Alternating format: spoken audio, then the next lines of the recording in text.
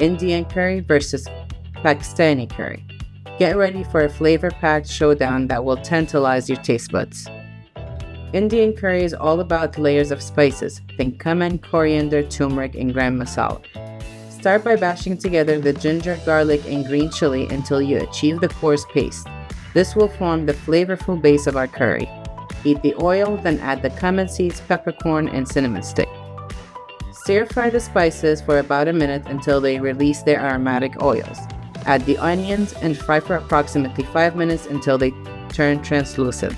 Then add our ginger, garlic, and chili paste. Stir well until combined for about 10 minutes until the onion starts to brown. Add the diced goat meat along with the spices, stirring together to ensure the meat is coated with the spices. Pour over the stock, bringing the mixture to a gentle boil, and then once the meat is tender and fully cooked, add the potatoes along with salt and chili powder. Stir well to combine, making sure the potatoes are coated in the flavorful sauce, and cover the dish and let it cook for 30 minutes until the potatoes are tender.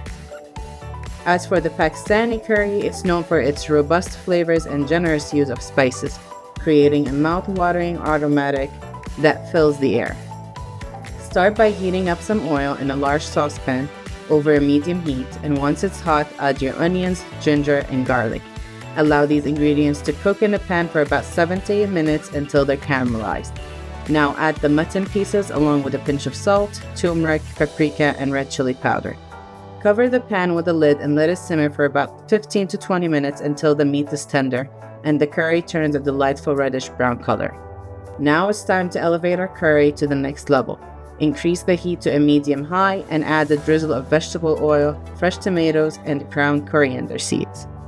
As the oil separates and rises to the surface, infusing the curry with incredible flavors, add in the potatoes and let it simmer away on a medium-low heat for another 10-15 minutes until the potatoes are perfectly tender. Serve it up with some warm naan bread for the ultimate culinary experience.